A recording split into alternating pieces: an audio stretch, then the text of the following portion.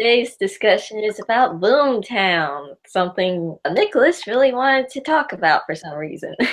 Jack is in it. Like, I remember this episode being a really bad one, and I thought I would have a lot of fun just ranting about how bad it was. After having watched it, the main reason I want to talk about it is that it really isn't that bad. Yeah, I think this is the ultimate example of this series 1 in particular, not really reflecting my memories of it at all, because I'd go so far as to say that as a total package, this is a pretty good episode with like one or two major flaws that I could see ruining it for some people, but we'll get into those later, I guess. The ending. Yeah, it's the ending. Pretty mediocre is why I was kind of surprised anybody would want to talk about it. Before we have a finale, we always have kind of a lackluster episode. I don't think I agree with that, but I can't remember off the top of my head which episodes precede each series finale. Probably don't agree with that. I'm not saying they're all bad.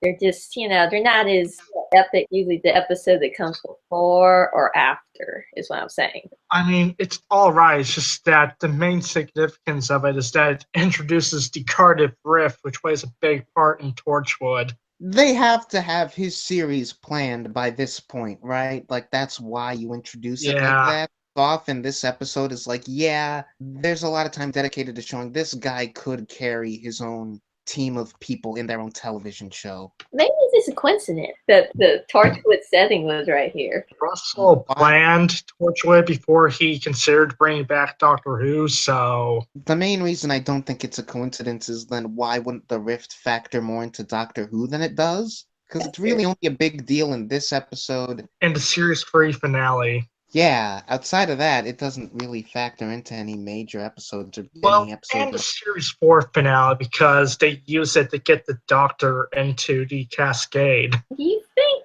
that they made Jack with the sole purpose of a spinoff? I think Stephen Moffat definitely had the idea for the Empty Child and the Doctor Dances as just a story that wasn't setting up anything. And I don't think there's a version of that story that exists where Jack or a character in his place isn't there. So I think they planned Torchwood, and there was this character that Moffat wrote for the Empty Child and the Doctor Dances, and they picked up on that character and said, hey, let's make this the Torchwood guy. Plus, I think Captain Jack is Russell T's fantasy of the Doctor. American version of the Doctor. That actually makes a lot of sense. Like, I've never heard it put in those terms, but I think, yeah, that's about what this character is, which I'm sure we'll get to 10 years from now at some point. I don't know. But yeah, we'll get to Miracle Day one day, probably, if we feel like it. Which means I have to watch it again. Damn!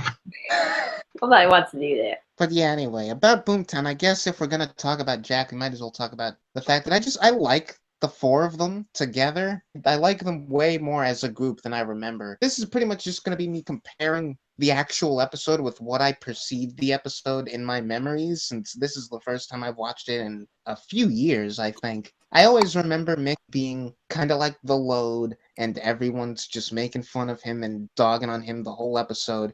And really, it's not like that. The four of them, I think, have good chemistry as a team, and all of them contribute, and all of them feel like they get along. Especially now the Doctor's teasing of him feels really... It feels friendly. Like Rose says, he's just trying to rile him up. Any animosity that is there stems from Rose, and that's why she's another problem, but we'll get to that. Putting his attentions towards Jack, because he looks at him as more competition than Mickey now. Doctor was always intimidated by Jack.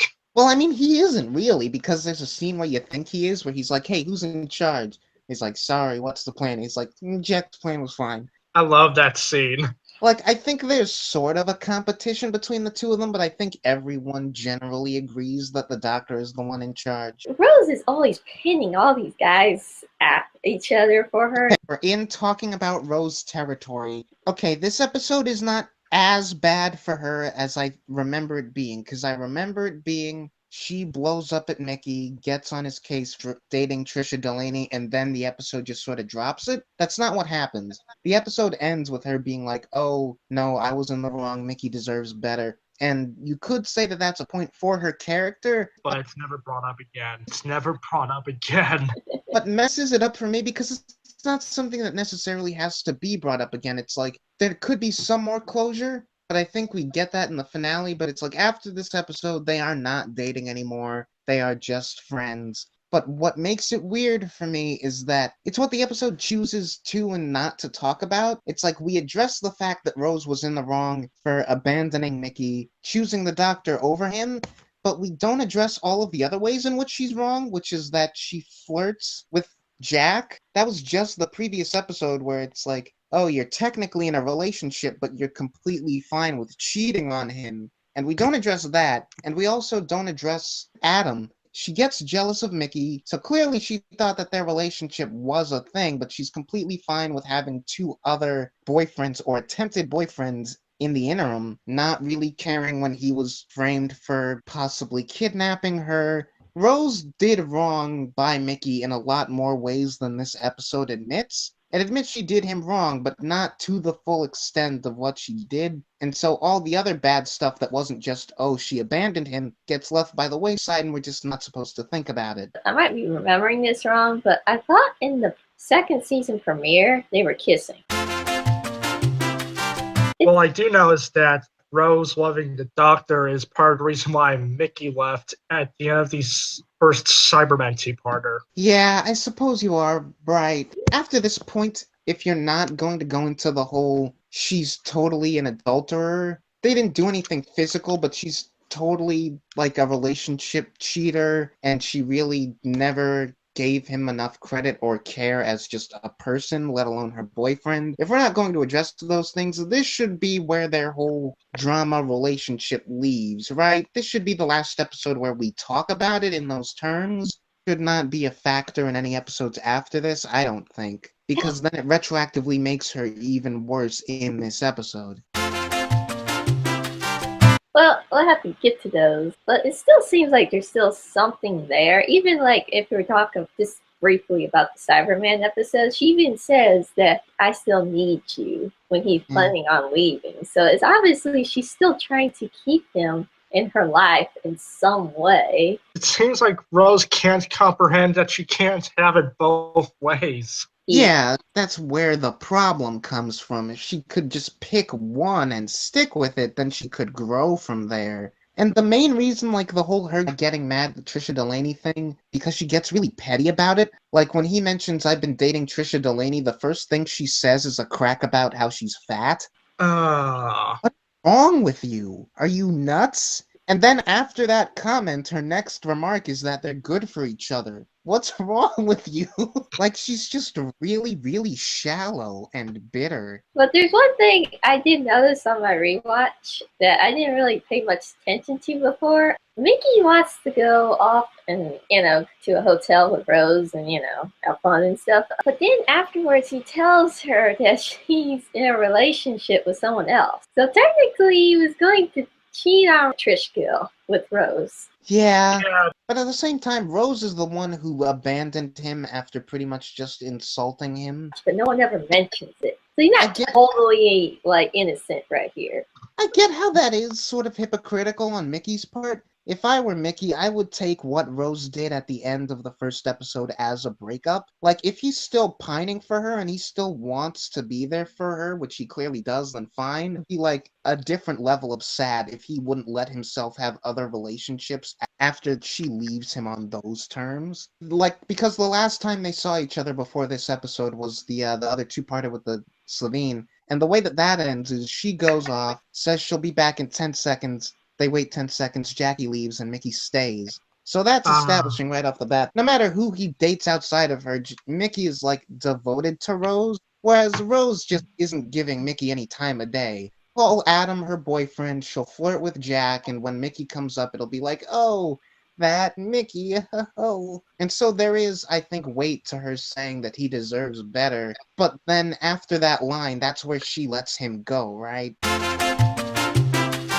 Not really. She still, keeps him around as a pet. I mean, that's where she should let him go. That's a line that you give her just if she's accepted that they cannot work, that she can't constantly fall back on him because that's doing him wrong. And yet she'll keep doing it, so that line is undermined. Yeah, that's my problem with it. It feels undermined. Exactly. Whatever it is the two of them have is something that we're going to be charting throughout this and the next season, because I think it keeps being a factor where it shouldn't. The shit ended right here, and that's it. But yeah, if we can leave the relationship bit behind for the moment, I guess as far as Mickey is concerned, thing where he bumps into the cleaning staff while they're chasing after Margaret and he gets the bucket stuck on his foot, and I don't really think that's a joke that plays. But outside of that, he's portrayed as pretty, like, if not competent, then at least on equal standing with everyone else. And so I appreciate that. Well, I mean, we already talked a little bit about Jack, but I feel like he could have been given a bit more to do in this episode. Here in this episode to simplify the usual techno babble. And he gives them the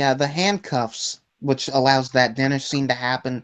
He's there for a lot of plot points, and he does have cool character moments. But again, it seems mostly like he's there to be like, yeah, this is a really competent leader type guy who could head his own show and is going to very soon.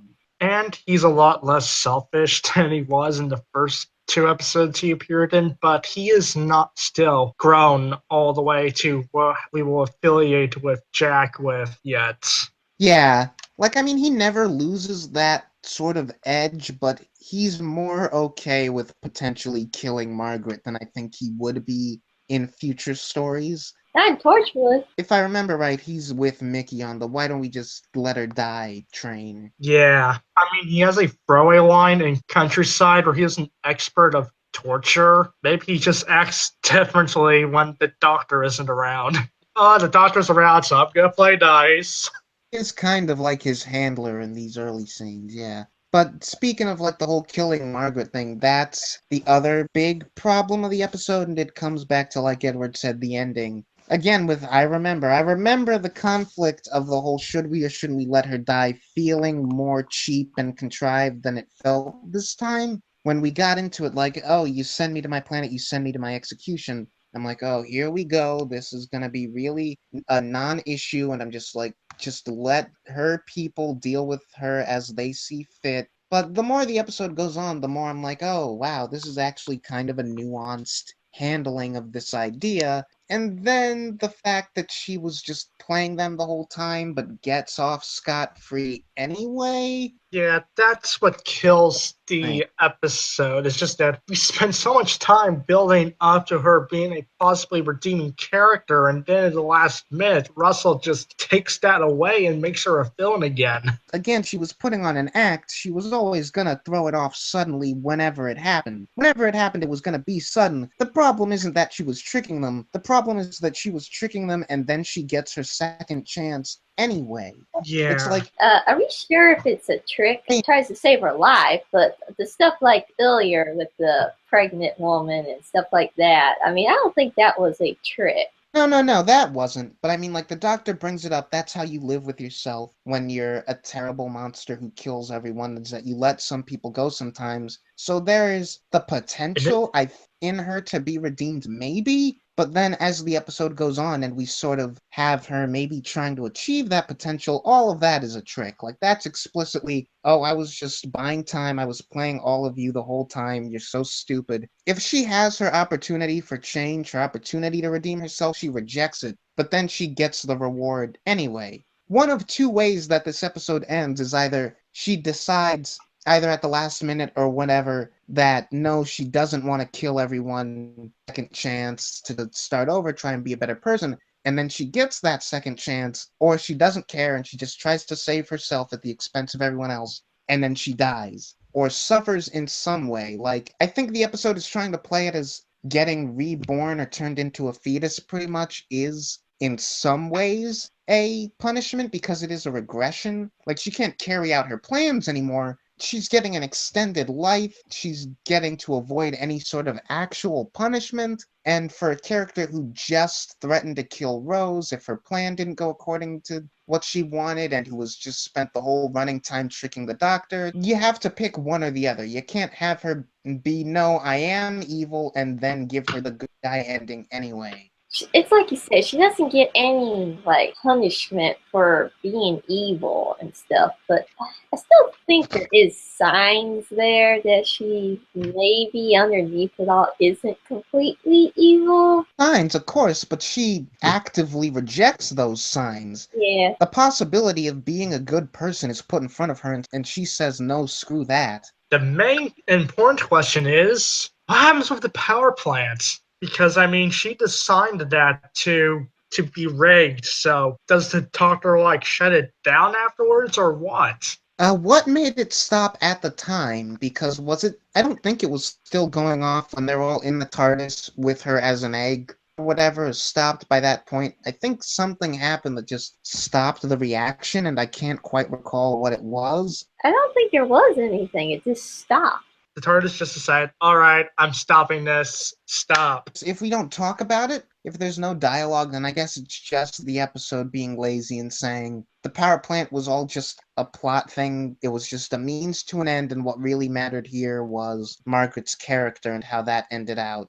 More fine with that if that ending wasn't the absolute wrong ending for that character. Leg Droog, also known as Bad Wolf. That's another thing, yeah. Like, We've got Bad Wolf. I could hear on the radio all day not make any sense of it. Yeah, I mean, I thought at the time maybe we'd have something to discuss about that, but not really. Even Rose looks annoyed when the doctor just casually denies it. Yeah, I guess it's just supposed to be sort of funny that he's like, we spend a minute on, oh, geez, this bad wolf thing, it's following us. It's probably nothing. And I guess that is a bit funny, but at the same time, It's annoying. this is the most time in any episode where it's not just, it's there for the audience and they don't really pick up on it. Here, it's like, nope, we're gonna stop the episode for a solid minute to talk about the bad wolf thing. And it's not really gonna amount to anything. No, it's not. I have a lot to say about that in the finale. It's just, I hear people say that it amounts to something to do with the doctor, and it's just like, no, that's just the moment taking the form of Rose. Well, I mean, she says bad wolf. Years later, even, we're trying to give significance to this thing that just doesn't have any. They even forced Bad Wolf in the Series 4 finale when Rose comes back. It's not an arc, it's just a reincorporation for no reason. It's just a meme. A meme. A meme. It's pretty much that. I think the reason why we have Bad Wolf, this first season, there's not a lot of connection with the episodes with each other. Well, this episode connects a little bit with the TARDIS opening, but for the most part, nothing really connects. Probably connects the most with the finale more than anything else. This one, but most of them are just kind of filler episodes, and I think Russell T Davies wanted something to connect all the episodes together, and then wanted to have something mysterious. He claims to be a Buffy fan, and that was a huge influence on his style of revitalizing Doctor Who, but then he would have to know what an arc is if he's watched Buffy. It's frustrating me. It's frustrating. I'm of the idea that we should, at some point, hopefully this happens with Chibnall, but I'm of the idea that we will lose nothing if we try and have a Doctor Who season without an arc. We really don't need... Go travel through time and space and have fun adventures? Can we just let individual episodes be standalone stories? Do we have to find some meme or some visual element or some running plot thread to force into every episode? Because a lot of episodes in certain series, I think, are weak mainly because they can't manage their time well. Not too often, but fairly often. A lot of that time management will come from, oh, we had to dedicate like 2 minutes of screen time to building up the arc of the season. And that might not sound like a long time, but in television terms, 2 minutes can get you a lot. At least a minute and a half on the Bad Wolf thing, when, I don't know, we could have done something with a minute and a half of screen time. I don't know.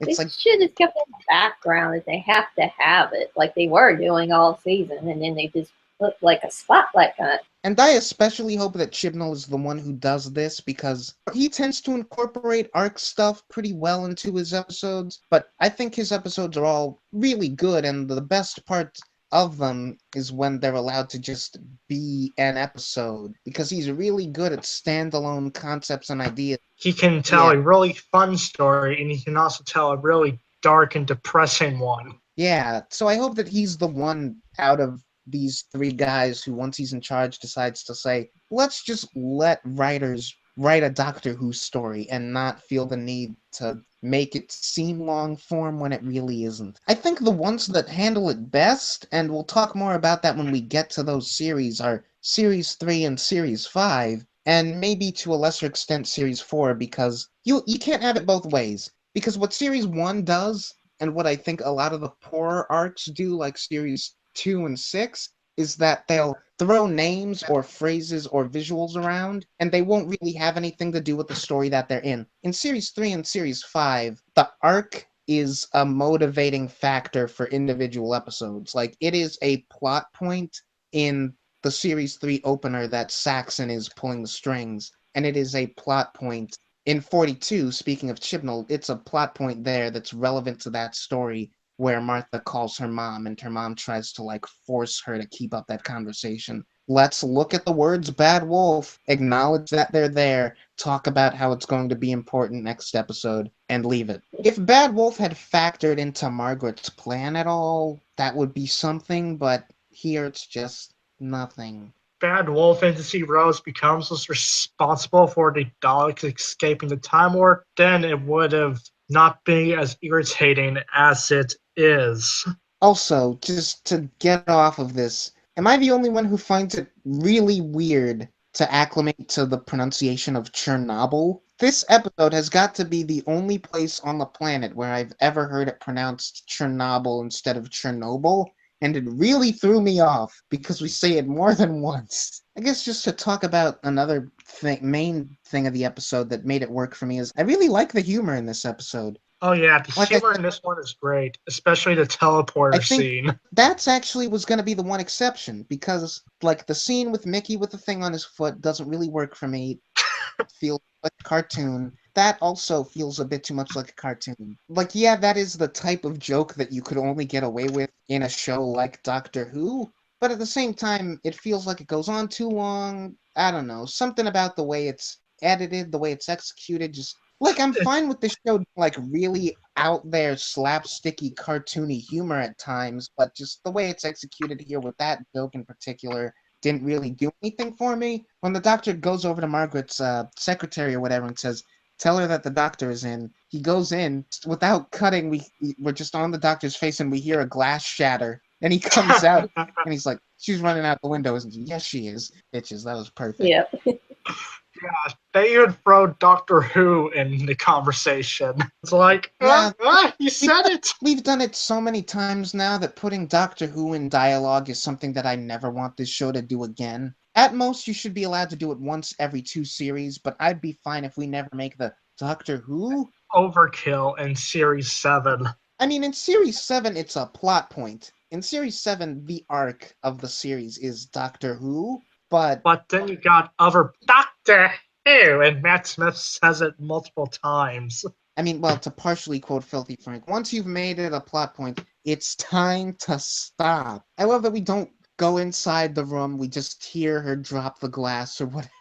It's perfect. Eccleston's face doesn't change at all. Like, he's really good at this stuff. It's a shame that he stayed around for one series, but at the same time, when you look at stuff like the Pig Alien and Aliens in London, you can understand why he left. But then, you know, with stuff like this, and not even just that this episode is in particular all that great, but when you've got scenes like him and Margaret at the dinner table, I would stick with any show that gave me an opportunity to perform scenes like that. Because, and I think that's another example of just another factor, I should say, into why I think this episode is overall pretty good. It does the juggling tones bit really well. I've got a soft spot for episodes that can be funny and really poignant or really down at times, but that can juggle multiple tones, and this one I think does it really well, where the first half is really upbeat slapstick adventure mode, and then once we've actually captured Margaret and she reveals the whole, they're going to execute me once I get there, then it's a hard shift into drama where they're talking to each other and she's like describing the execution process in detail. Yeah, it puts in enough detail to get you to picture in your head and you just start to feel sorry for Blom.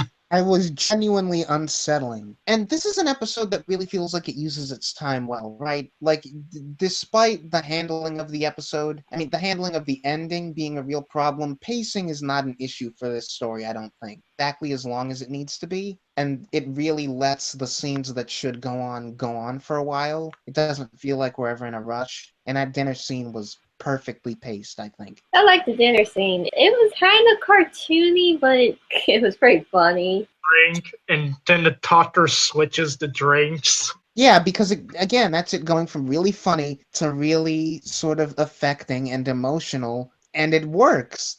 Like, I'm not sitting there going, I can't take this seriously. We just had a whole bunch of slapstick with her trying to kill him. No, as I'm sitting there and watching it, I'm like, the doctor's speech is really good. Christopher Eccleston's really good. The woman playing Margaret is really selling this. Use that scene to show people what Doctor Who is, and it ends up working somehow. That's a really good idea. Like, I often think of which episodes would be the best to, like, initiate people into how this show feels. And I don't think this would be a good episode for that, but that is a really good scene. Take that scene out of context and show it to people who I want to introduce to this show. Yeah, because it is a good scene. I think most of the episode just comes off kind of mediocre for the most part, but that scene is the standout. I think if we got rid... Well, you can't get rid of the Rose stuff. You can't get rid of it. It's too... Because that means getting rid of her, because that's what she contributes to this episode.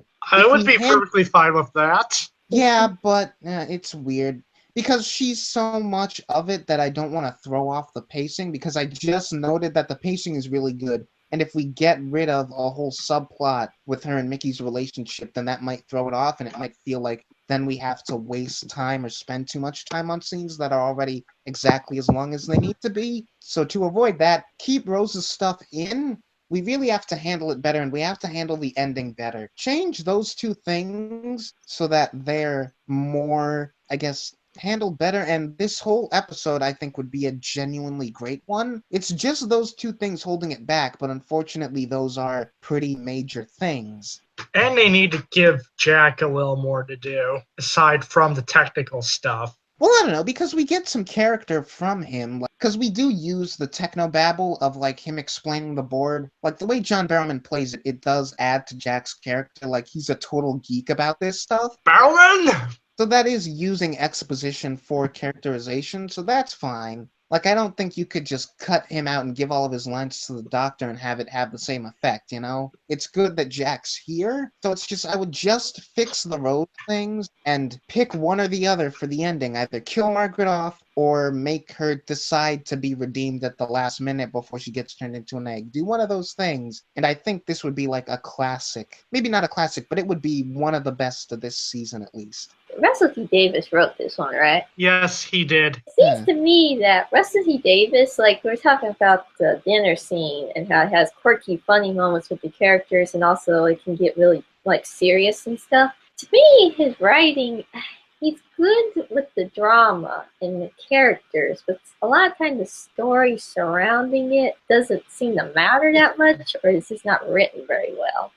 There's moments where I love Russell T Davies, and there are moments where I just want to strangle the guy. When I think of the word story, I think of a mix of the plot and the human character stuff. There are exceptions, I think, that we'll get to. On the whole, he's really, really good at the human character stuff, and the plot sort of tends to fall by the wayside. I think where he fails in terms of the human drama is specifically with stuff having to deal with Rose. Yeah. Because on Mickey's side of things, it's really well handled, and his dialogue is great, and Noel Clarke is delivering it great, and it really makes me feel for Mickey. I think it's just that Russell is incapable of being objective about Rose. Comes off as not as human because he's not really addressing her. And there are some other problems in Russell's writing, like meaningless repetition, out of place, and downright misleading dialogue, and enough technobabble to put Star Trek Voyager to shame. Overall, I think it's pretty good, Fine. verging on really good, but those two things really hold it back. It could have used one more pass-through, one more draft, I think. Just kind of mediocre for me. Watered down, okay episode before the big grand finale. I think this episode is fine, and now I'm gonna hide under the table again. You didn't even say anything that would get you attacked this time. Is this just gonna be how you end every stream, by going under the table? Is this just where you live? Is it like the groundhog? He's a hobbit. Fine, I guess we're done. Ed's under the table.